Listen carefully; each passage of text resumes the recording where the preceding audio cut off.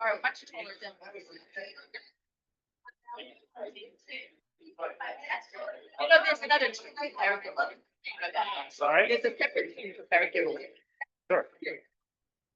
That's pretty good. That.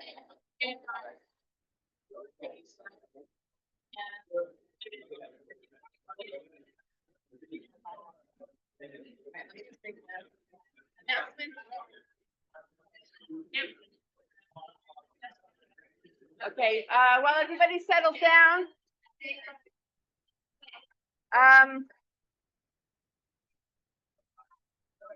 So I'm happy to announce that we are up to pre-corona numbers. It used to be that we would have this many people, and then during corona, people did Zoom and it got fewer numbers and fewer. But I only prepared 40 seats. So I'm okay. I'm not really saying something so important. It'll get people used to like quieting down. So there are only 40 sheets. The good news is, so the bad news is there are only 40 sheets. The good news is that means there are a lot of people here coming to learn together. So that's the good news. The other good news is the source sheet is basically Perek Gimel and Eichah. So if any of you have an Eichah, I saw a couple of you have Eichahs on you. So you could just use yours. If you have Eichah on your phone, if you could share, that would be great. And next year, hopefully we'll be celebrating, but if not, I will be sure to make many more copies of the source sheet if there is. The program is dedicated to the memories of Meir Eliezer ben Chaya Fagel and Kalman, Zichronah Livracha, and Bracha Hana Bad Zelig Yirmiyahu and Lipa Michla, Zichronah Livracha. And thank you to those anonymous sponsors for their support of Matan Beit Shemesh. We continue our program with Rabbi Dr. Josh Berman, who is a professor of Tanakh at Bar Ilan University, is the author of many books. Do you have one out on Eichah? Oh, wow. Including a brand new, how new is it? 2 years. Oh, including a book on Eichah. We'll have to do a book one. Years late. Okay. On Eichah. He's also the leading force behind this Tisha B'Av program for many years at Matan Beit Shemesh. So thank you. So there's no microphone? This is the microphone. Oh, this is the microphone? Yes. So don't press it or anything. Okay, very good. Okay, all right. I want to thank Melissa for putting this all together. She does every year. And a lot of the work that goes on behind the scenes and putting all these things together so that maybe, I guess the idea is that others should hear this as well. So thank you, Melissa. And thank you, Matan, for making this event available every year. I want to focus this year on the one perek that I haven't discussed here yet in the course of these years, and that is the third perek, Perek Gimel, Ani Gever. In terms of psukim, the longest perek, but in terms of words, perhaps not, because each of the psukim is very short. And I've kind of left it for last because it's very difficult. It's a very difficult perek.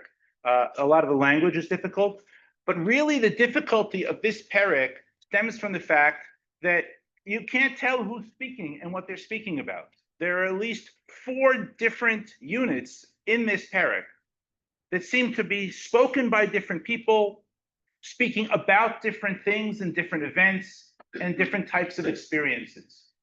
And so the challenge is to kind of figure out how it all holds together. And so to get us started, what I would like to do is to read through what I consider to be the first unit, which will be, well, let's see, probably through Pasuk Yud Zayin. Through Pasuk Yud Zayin, we have the opening, I would say, statement, the opening story told to us by this figure, this personage that the perek introduces to us as Hagever, Ani Hagever, which is obviously an unusual way to introduce who. So why not say who you are? What are we supposed to make of this Gever? So what I want to do is I want to read through the story that he tells and kind of try to put together clues about who this might be and what this Gever is experiencing. And then from there, lay a kind of a template, a kind of a recipe of how I want to therefore see the rest of the perek. So let's see what this Gever has to tell us. He says the following: Ani hagever ra'a oni b'shevet evrato. And he doesn't say whose shevet, whose rod he is speaking of. In fact, throughout all these psukim, he will be speaking of a Kadosh Baruch Hu in the hidden language. He will never refer to Hashem by name, but it is Hashem's shevet that he is referring to. And already here is a clue. He's so angry at God, he can't even mention Hashem's name. Oti nahag vayolach choshech velo or. Ach bi yashuv Yafoch yado kol hayom, bila v'sari ve'ori, shibar atzmotai. It seems to be that what he is describing here, this Gever, is a scene of imprisonment. And he has some warden or some prison person who is standing over him and is leading him. I mean, it's very hair-raising to read these verses in light of the pictures that we have seen just this morning. But that's what it seems to be. It seems to be someone at the hands of a cruel prison officer. I would say also that we're going to see this a few times, that the Gever uses the language that is normally used to describe a benevolent shepherd to now describe this warden that is beating over him. So, for example, Oti nahag vayolach, right? Linhog et atzon. Okay, bana ala pasuk hey, bana alai vayakaf rosh utilaa. I'm now put in a tiny little cell, further imprisonment. And again, he's clearly speaking these words we're going to see at the end in the last verse. He is speaking about Hashem. It is Hashem who is taking me and has put me into a prison cell and has now begun to torture me. Bamechashakim hoshivani kemete olam. Sugzayin gadar ba'adi velo etze hichbid nefhoshti. Even my chains are getting heavier. Gam ki ezak va'shavea satam tefilati. Because he is referring to Hashem's own treatment of him, then he says, I'm in this little box, this little cell, and the tefillot go nowhere. The tefillot bang off, they bounce off the top of the roof of the cell, which is like right above my head, because there's no one to daven to. It is Hashem that is doing this to me. And so, gam ki ezak v'shavea satam tefilati. Pasuk tet, gadar derachai begazit, netivotai iva, dov orev hu li aryeh b'mistarim. The worst of it is my warden, and it's my warden, again, name not mentioned, is Hashem. Derachai sorer v'fashafeni samani shomem. Darach kashto v'yatziveni kematara lachetz. He uses me as target practice. Okay. Hevi b'chilyotai b'nei ashpato. Pasuk Yudalid, a key pasuk for understanding who this might be. Hayiti sichok lechol ami neginatam kol hayom. And now he's not speaking here about Hashem, but he is speaking here about his situation amongst the people as a source of, or a target of scorn and laughter. Returning to his prison warden, Hizbiani b'mechorim, hirvani la'ana, vayagres bechatzatz shinai, hichpishani ba'efer. Vatiznach mishalom nafshi, nashiti tova. My neshama was relieved or denied all peace. Okay, now. One of the things that comes out of this is that it's not clear what this has to do with the Chorban per se. Some people want to say, well, maybe this Gever is just an everyman. This is one little person in Yerushalayim, his experience of the Chorban. Rather than talking about the people, you can focus just on one person. But choose, therefore, the image of someone who has been taken off into a prison cell and tortured that wasn't necessarily, there's certainly no evidence from the other descriptions that we have of the Churban that this was something that was done on a wide scale. We have evidence of people being stabbed with swords, people dying of hunger. But this particular type of, which is said here in such great resolution and detail of being taken off into a prison cell and tortured in this way, this does not seem to be something that we find described elsewhere. The one key that really stands out that isn't kind of a generic suffering of someone in prison is that pasuk that I pointed to in pasuk Yudalid, Hayiti sechok lechol ami neginatam kol hayom, that I was the subject of scorn of all my people. And that certainly could not be the experience of every member of Am Yisrael going through the Churban. It does, however, very much resonate with the experience of Yirmiyahu. Yirmiyahu, who was sent to the people and who was sent to the court, and everywhere that he went, he was scorned, and in fact, he was eventually imprisoned and thrown into a pit. And all of this now begins to fit together. What we have here is an account. Apparently, the Gever is Yirmiyahu, and Yirmiyahu is describing in these 17 psukim his experience in the pit at the hands of the king's guard, who apparently had tortured him. There are many resonances in these psukim, which I haven't brought here, to Sefer Iyov as well. So there might be an attempt to make this a little broader, a little more general, but it seems to be rooted in the experience of Yirmiyahu.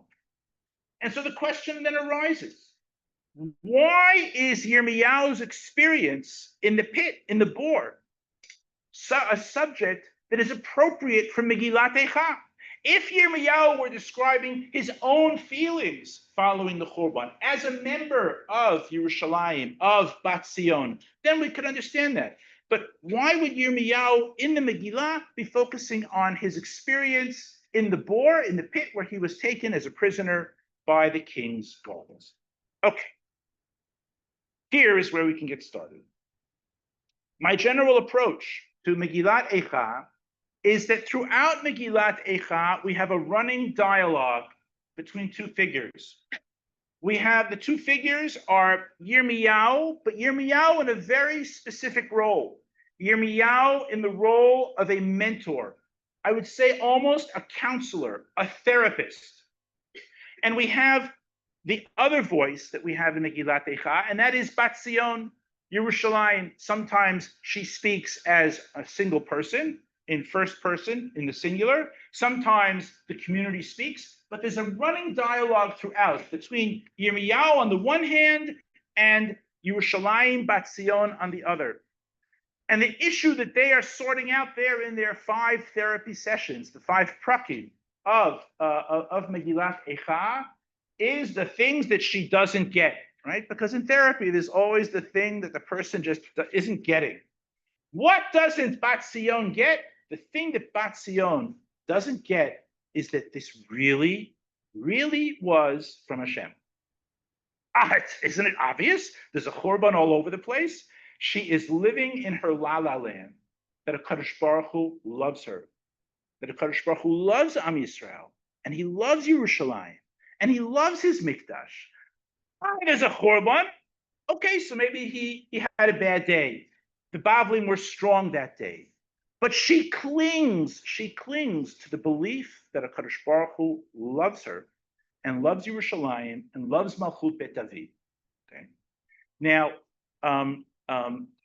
sometimes when people are suddenly shocked into reality that the la-la land that they have created for themselves doesn't exist, that their loving husband, let's say, is actually doing things on the side.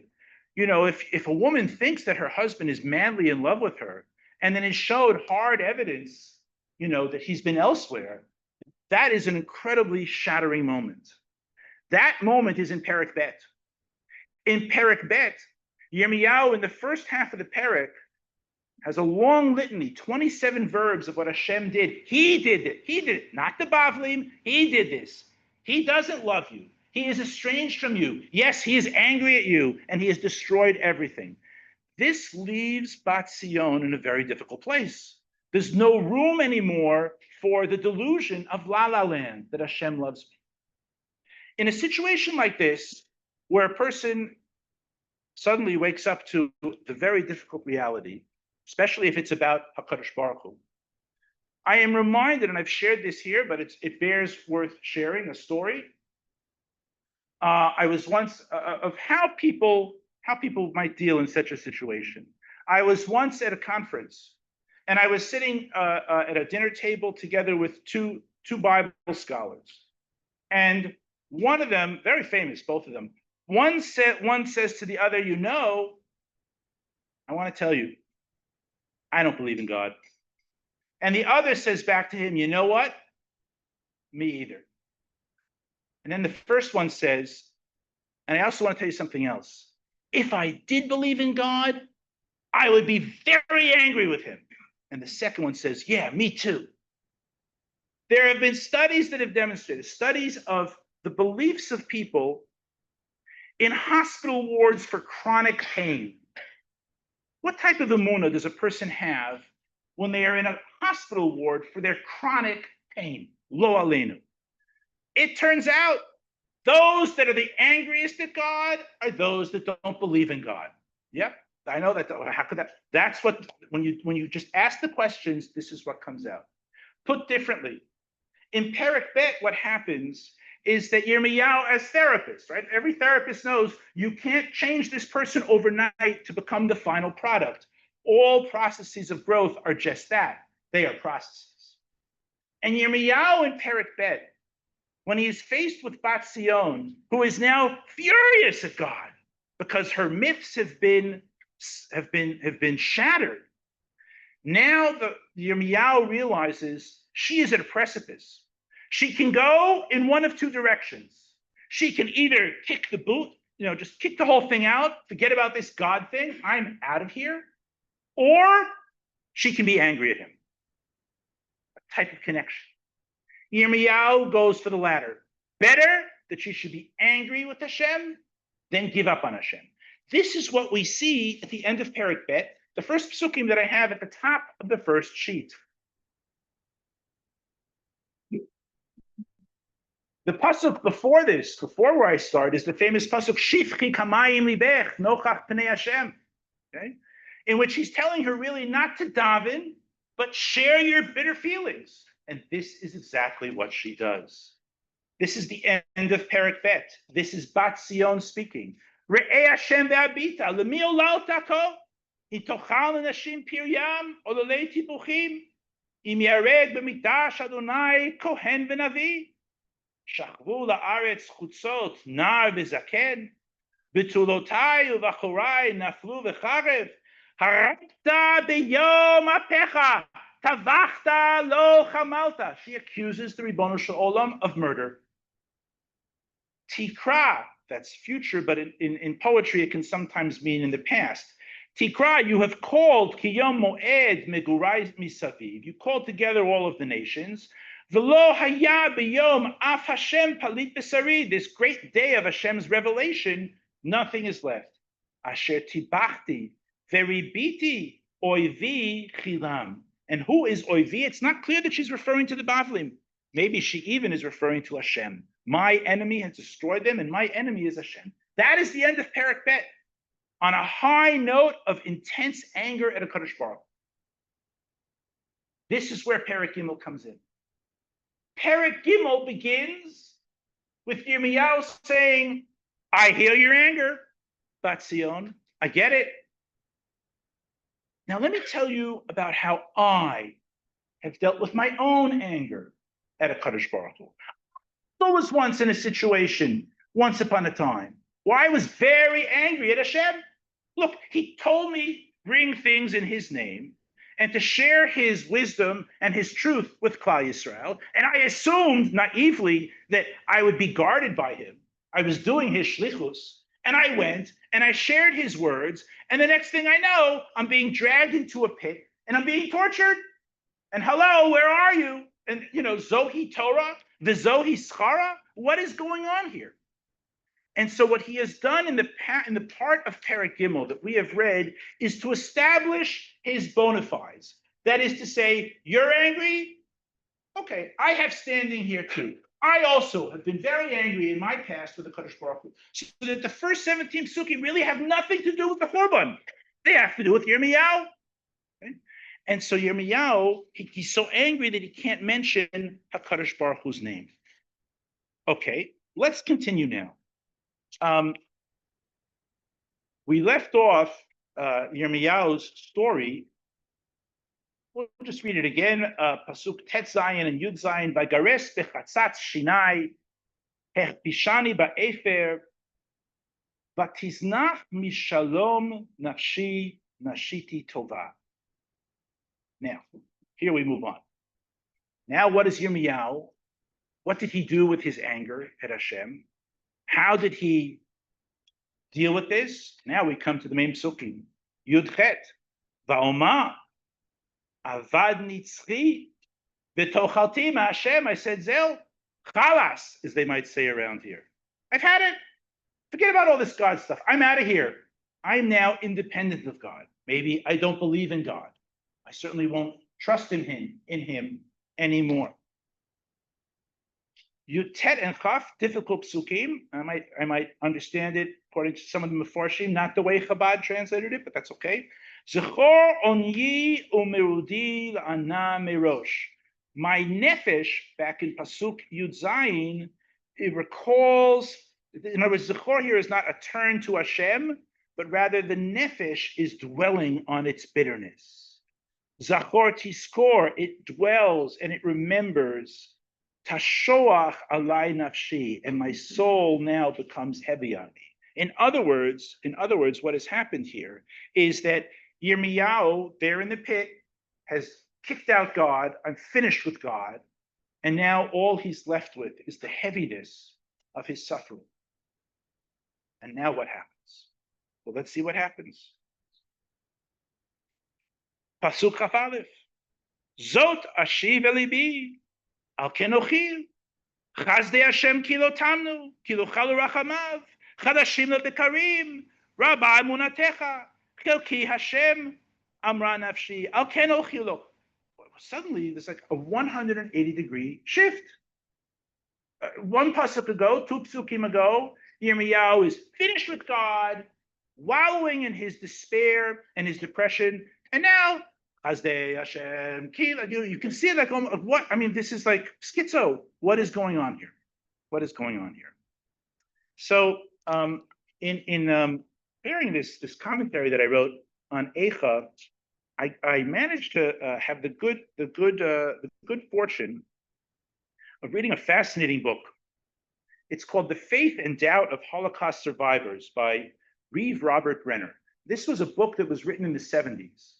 This guy had the idea. He wanted to understand people who came from some form of belief prior to the Shoah. What happened to their relationship to Hashem, their relationship to ritual, to various mitzvot, during the war, after the war? And he interviewed over 700 people with a very, very extensive questionnaire. And I'd like to share something that two of the survivors shared that I think can shed light on how Yirmiyahu goes from measuring for himself, how do I now relate to a Kadosh Baruch Hu? This is beyond the pale. I'm finished. He's out, and then he's left there just by himself in the darkness, in the pit. One survivor reflected, it occurred to me then, as it does now, that there might have been psychological benefits to believe in Hashem and put one's complete trust in him. And that's the explanation why more Jews did not forsake Hashem in the death camps. It was better to believe than not believe. Maybe believing in Hashem even helped some to survive. Another survivor said, if I went ahead and challenged God, and my challenge was victorious, then I would be all alone. I would have been utterly alone in the camps, and I could not have survived. And I wonder if Yirmiyahu comes to that same conclusion. It was terrible with God. It's also pretty terrible without God. And this is where he winds up. I think many of us have seen, it's kind of remarkable, the number of survivors from the hostages that have come out who have spoken. And as you all know, these hostages, except I think for one, none of them, were Shomer Shabbos even going into this episode, have come out closer to Yiddishkeit or closer to Emunah than they were before. And maybe that speaks to what was said here.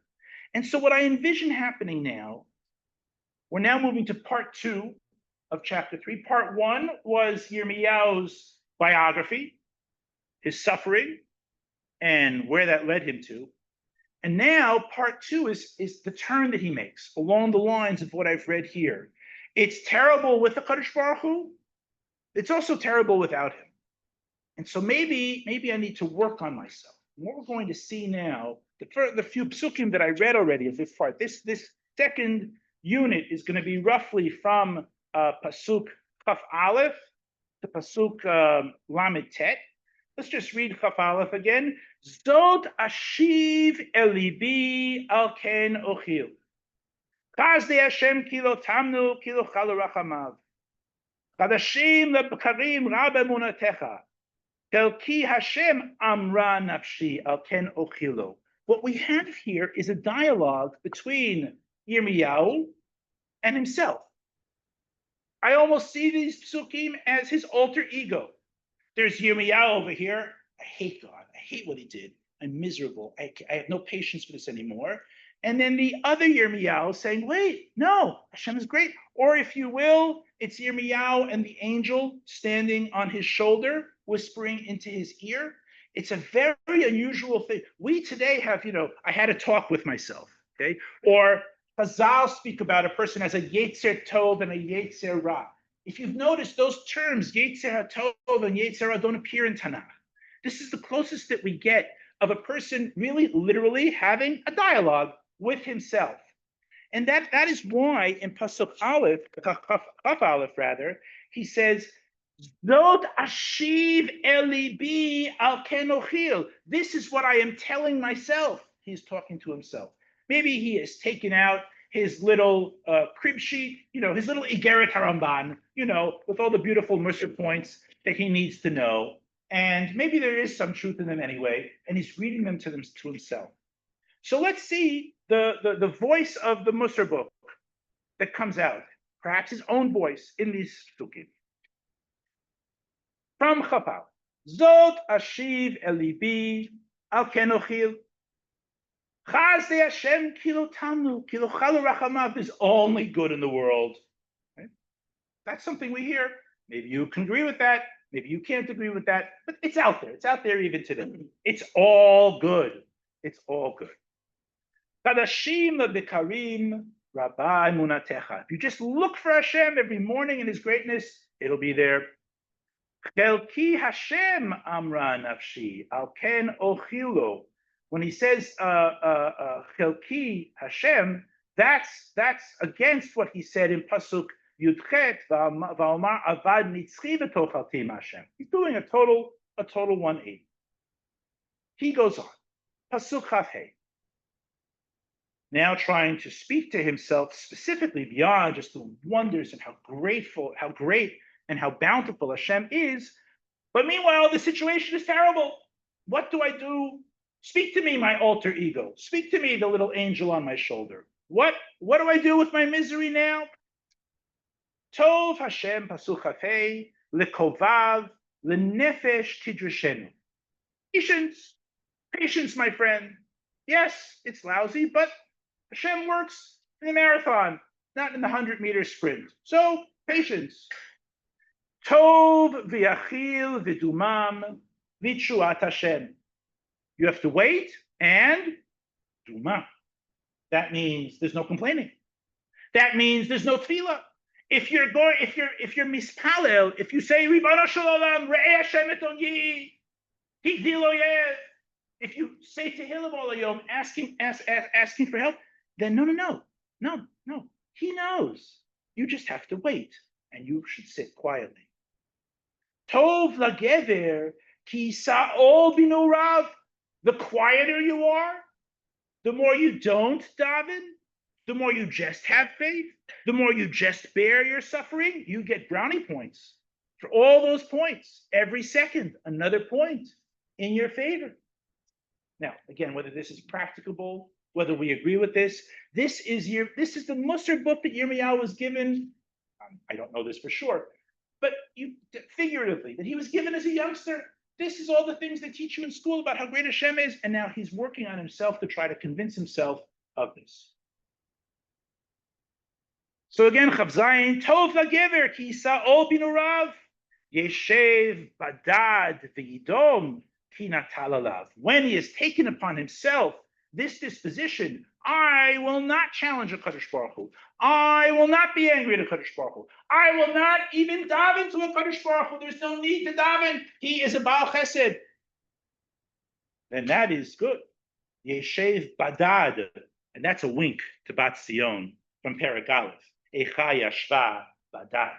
Okay, he knows who he's talking to. In other words, he has structured it as if he's talking to himself. But Bat Sion from Perek Bet, who said Tavachta v'lo chamalta, is listening. Okay, so he's subtly referencing her as well.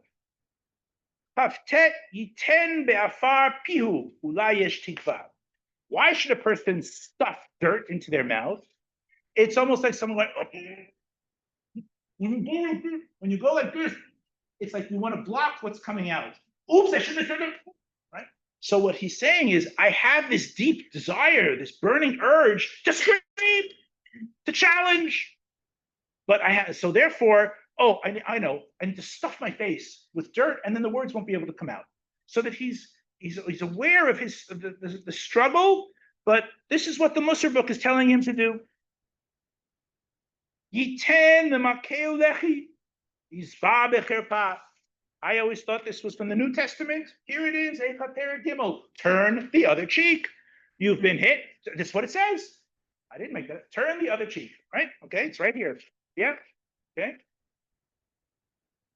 Lamed Aleph. Lo yiznach leolam Adonai. Just take some time. Just take some time. Ki'im hoga. If he has caused yagon, if he has made difficult times for you, bericham kerov chasadav. Ki lo ina milibo yageh b'nei ish. Hashem doesn't get high, or he doesn't get. It's not fun for him to cause people to suffer. There's a reason for all. L'dakei tachat raglav kol asir yaretz. Right, when prisoners are kicked around, as the terrible videos that we've seen. La'atot mishpat gever pnei elyon. When injustice is all that's visible all around. La'vet adam berivo Adonai lo ra'ah. When people aren't judged fairly.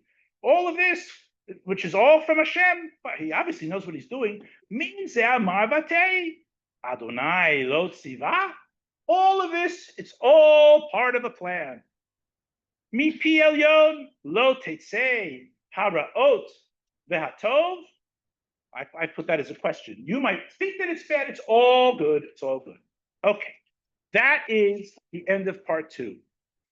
Yirmiyahu's Musar speech to himself about the need to take a new view of things, and that everything is good. One more pasuk. Lamed tet. Mi yitonen adam chai gever al chata'av. And if bad things are happening, well, friends, then where there is smoke, there is fire. Where there is punishment, there was an avera, and therefore that is going to be where we need to turn our attention. Okay. Now, when he says this word gever, where was it here? In Lamed Tet, mi tonen adam chai gever al chata'av. Gever here and in the opening pasuk, ani hagever, is not merely a statement of gender. Gever, everywhere in Tanakh, is a good gever. A gever who is a Yerei Shemayim. A gever who does Torah mitzvot. Baruch ha-gever asher yiftach b'Hashem. And when Yirmiyahu opened the perek and said, Ani ha-gever, ra'ah only, he wasn't just saying, I'm the guy, but I am a good guy. I am someone who's Yirei Shemayim. I am someone who follows what Hashem wants from me.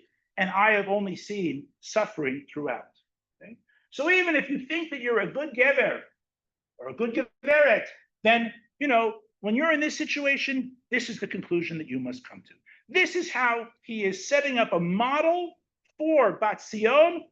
Bat Zion, this is how I dealt with the injustice that I was experiencing and the anger at Hashem that I was experiencing. Okay? Ad kana kafabet. This is the end of the second unit. Third unit. Pasuk Mem. Nach besad derachenu v'nachora v'nashuva ad Hashem. You can see it's different. It's now in the plural language, right? Everything until now has been spoken in the singular. And I believe that what is happening now is that Yirmiyahu is turning to Bat Zion from Perek Bet, having presented to her his suffering and how he addressed his own suffering, the little Musar book that he pulled out, concluding with the notion that if there's suffering, there must be problems, and those need to be rectified. And so now he calls on her.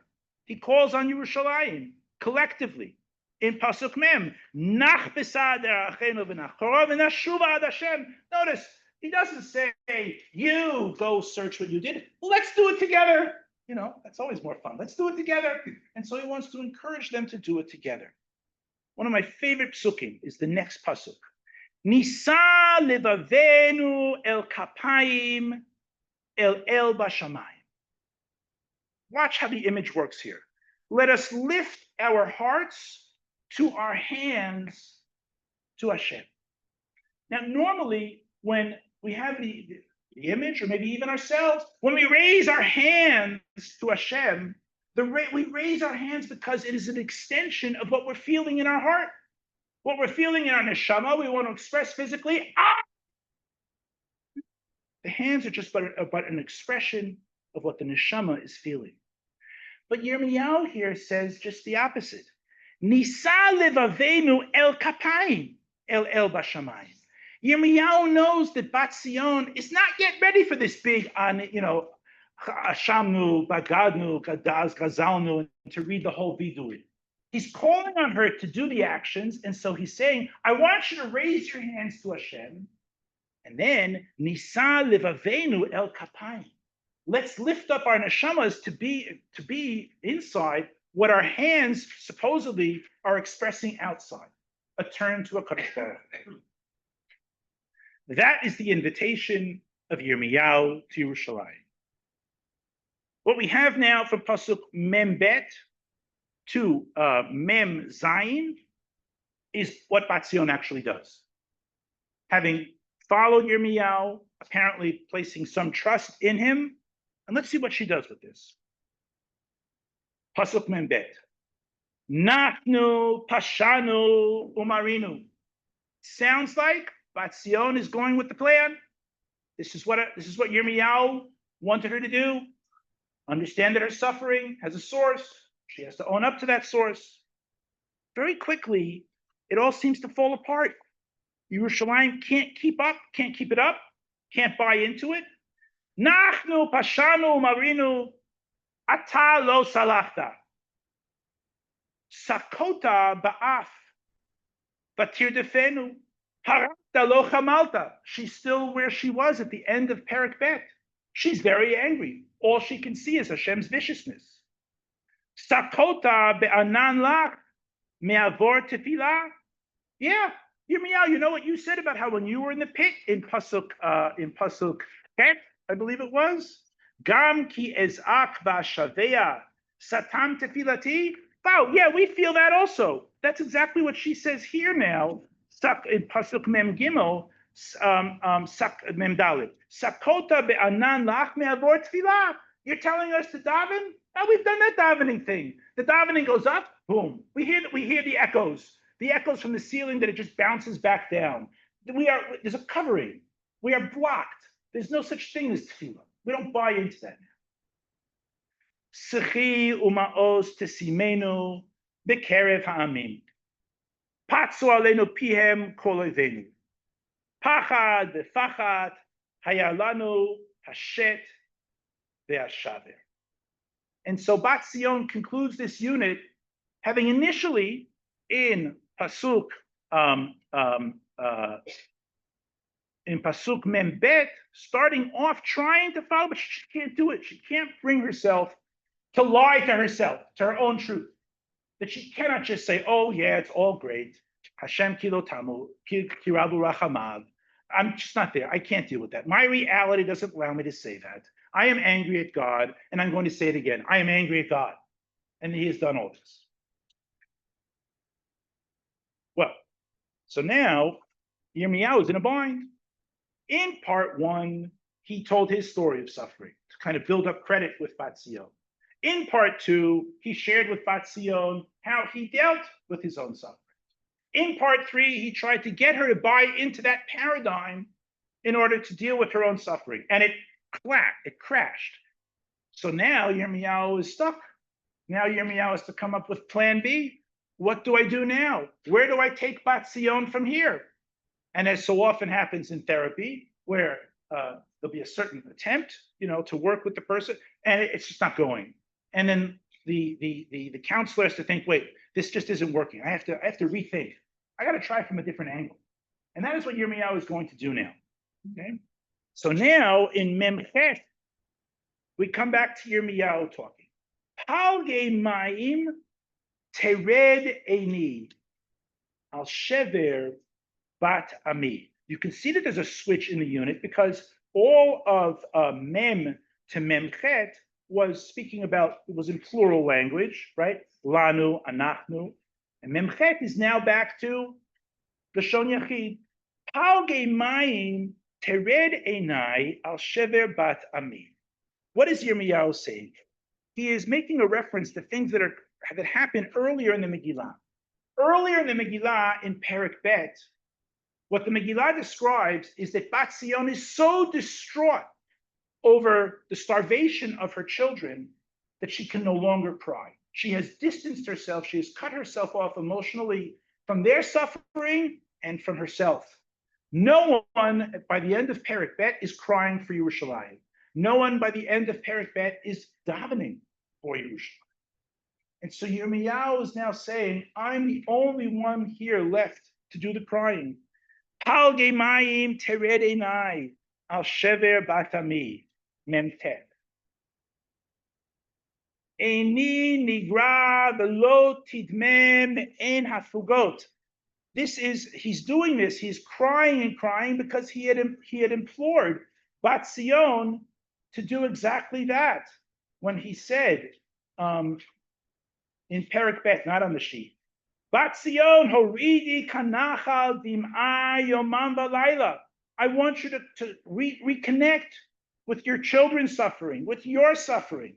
I want you to cry without cessation, day and night. Al titni fugilach, no cessation. Al tidom bat enech, do not let your eye run dry. But it didn't work. Bat Zion disconnected, and so the only one doing the crying now for Yerushalayim is Yirmiyahu. And Yinigra velo tidmeh me'en hafugot. Ad yashkif b'yarei Hashem yishamayim.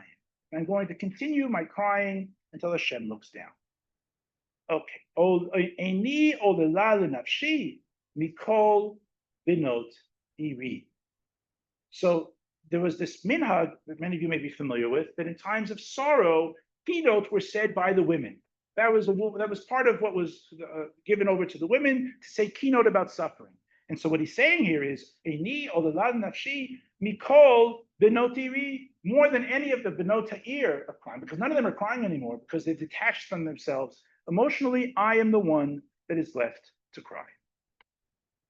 This takes us now to the last unit, which is from Pasuk. Where are we? Nun Bet, all the way down to Samech Vav. And I want to give an introduction to what we're going to see here, because as I said, Yirmiyahu now has to recalibrate. I tried one approach with Bat Zion to bring her over to the way that I dealt with my own suffering when I was in the pit. Crash, burn, that didn't work. Now what? So now what do I do with her? What we're going to see is something that if you read it at first blush, Psukim Nun Bet to Samech Vav, it gives the impression that it could very well fit almost anywhere in Sefer Tehillim. You have an individual person turning to a Kadosh Baruch Hu about their suffering and expressing confidence that he will save them, perhaps pleading to him that he will save them, perhaps discussing a little bit about what the enemies are doing to him. I mean, that's a great many. That's probably several dozen mizmorim and tehillim, and that's exactly what this sounds like. Question is, who is saying this mizmor? Some people think it's Yirmiyahu, and he's saying this mizmor now in response to his earlier suffering. But there's no references in these psukim to the types of things that Yirmiyahu described at the beginning of the parak. Rather, what I want to say is happening here is this, is that when Yirmiyahu thinks, gosh, what do I do now for Bat Zion? What tools can I give her to deal with her grief and her suffering and her anger at Hashem? And what he does is that he composes a mizmor of Tehillim for her to give to her. But now it is not going to be about collective suffering, but about individual suffering. And what we're going to see is that this mizmor, there are two things that stand, I'm calling it a mizmor, because you'll see it just sounds like something straight out of Tehillim. There are two characteristics that this mizmor has.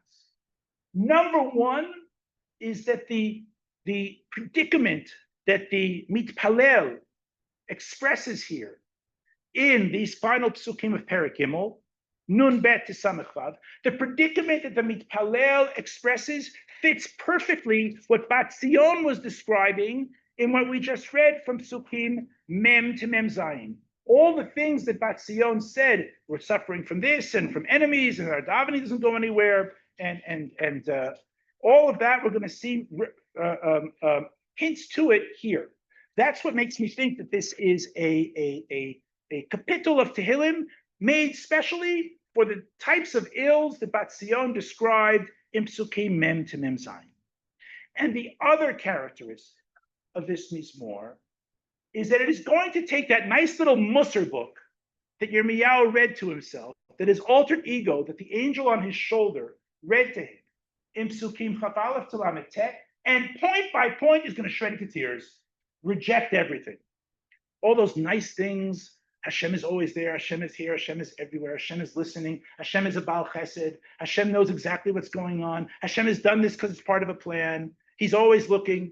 All of that is going to go out the window. Okay? So let's see how this works.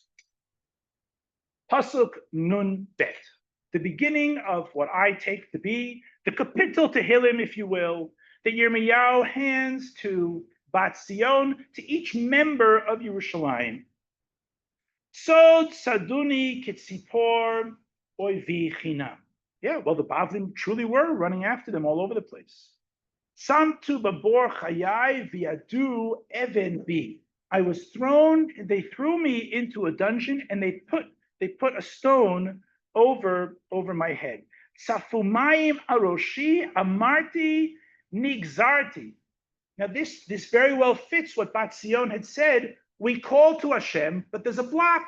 The tefillot don't go up. And so the imagery here is of someone who he can't get out, and there's something above them. Okay? In this Tehillim, this Mizmor that I'm calling, we move on to Pasuk Nun Hey. Karati Shimcha Adonai Mibor Tachtiot. Is it? I see that the English here translate this in the past, karati in the past. But as you know, these sorts of verbs, it's very hard to know. Karati could be in the future. Karati could be, it's my nature all the time. There's a durative aspect to it. Maybe I'm now calling you Karati Shimcha Adonai Mibor Tachtiot. Koli Shamata. Again, is she talking here about something in the past, or is she saying, it is your nature to answer me, or I'm confident that you're going to answer me. Al Ta'alem Oznecha Leravchati Lishavati. And I say that this totally rips up all the little nice Musar notes that Yirmiyahu was reading to himself earlier, because earlier, what Yirmiyahu had been saying to himself when he's suffering is not to daven, the importance of silence. He said to himself, let's see, thank you. Yeah. Right. Yeah. Chavav, Tov, V'achil, V'dumam. Just sit and wait. B'tshuat Hashem. No davening. Kafchet, Yeshev, Badad, V'idom, Ki natal alav. Yiten be'afar pihu. Even to daven is an expression of a lack of faith. Hashem knows what he's doing. He's got his plan. He's got it all weighed out. It's all b'tzedek. So Yiten be'afar pihu, la yesh tikva. But now that's not what happens anymore. In this mizmor that Yirmiyahu is giving Bat Zion, he's encouraging her to turn to Hashem. So again, Nun Vav Koli Shamata Al Talemos Nechal Ravchati V'Shavati Parafta B'Yom Ekraeka Amarta Al Tira Ravta Adonai Rivei Nafshi Ga'alta Chayai. I have confidence in you that you are going to do justice. Well, even to say that raises a question. I mean, if you were fully out, if you were fully on board with that, you wouldn't say, I believe this looks unjust to me. To even say that according to what the Musar book had said earlier, that would have been a no-no. But no, he's now giving her a space to appeal, but to appeal because it expresses some question as to whether this is actually going to come to be. So, Nunchet Ravta Adonai Rivei Nafshi Ga'alta Chayai Ra'ita Hashem Avatati Shafta Mishpati Ra'ita Kol Nikmatam Kol Machshavotam Li. Again, this makes it within the context of what she had been saying she was suffering when she said there in Pasuk Memhei and Memvav Memhei Schiu Ma'os Tesimenu B'Kerev Ha'amim Memvav Patsu Aleinu Piem Kol Oivenu. All of the mockings that she had been suffering there. So she refers to that here. Samech Ra'ita Kol Nikmatam Kol Machshavatam Li Shamata Cherpatam Hashem Kol Machshavotam Alai Siftei Kamai V'Hegyonam Alai Kol Hayom Shavtam V'Kimatam Habita Ani Menigatam Manginatam Tashiv Lahem Gemul Hashem K'masei Yedehem Titen Lahem Meginat Lev Ta'alatcha Lahem Tirdof Be'af V'Tashmidem Mitachat Shmei Hashem.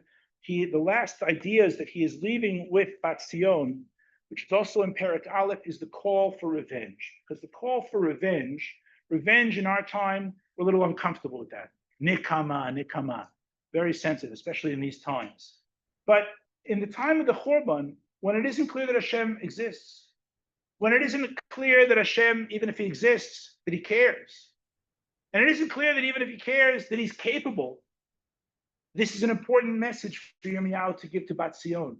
No, he is here, and he cares, and he is capable, and he does act according to tzedek, and therefore the call for nekama incorporates all of those, and that's something that he wants to train her for. Pasuk Samechei Titen Lahem Meginat Lev Talatcha Lahem Tirdof Be'af V'Tashmidem Mitachat Shmei Hashem. I want to conclude with one other thought that this scholar that I mentioned before, Reeve Robert Brenner, in his study of faith and belief during the Holocaust, another survivor that he quoted, and maybe the whole tefillah that Yirmiyahu gives to each person, like a separate copy, like handed out copies, to each member of Yerushalayim following the Churban, maybe is in the spirit that is said here. Survivors told the scholar the following: I know what kept me from going altogether mad while in Sobibor. What kept me from going under was my powerful and continuous faith in the nearness of Hashem. It was my belief in Hashem and the fact that there was a belief in Hashem held by others that helped me retain my equilibrium and my sanity and some common sense as well. It's interesting. It's not just that I had my own faith. The fact that I knew that there were other people around me who were also expressing similar feelings of full trust in Kadosh Baruch Hu, that did me well. Not just that he was there, that they were there as well. My faith, the person says, also kept my physical being from falling apart, and in fact kept me from killing myself at once. And I wonder whether Yirmiyahu understood that, and maybe Yirmiyahu realized this type of beautiful little mizmor, I'm calling you, you're there for me, there's going to be justice, but I want you to see. All these things are easier said than deeply than incorporating in deep feeling. Perhaps sometimes the heart does open up, and these can be a source of sustenance as well. And maybe that's why Yirmiyahu does that. So these are the 4 parts of Eichah Perek Gimel, how to help Bat Sion deal with her anger. He went with his first approach, was maybe the high road approach. Oh, it's, just, you have enough emunah, you have enough belief, it's all good. And that worked for me. And when that doesn't work, he comes up with this second plan, a kind of a crib sheet that she can take out. If she's up to it, that perhaps will give her sustenance.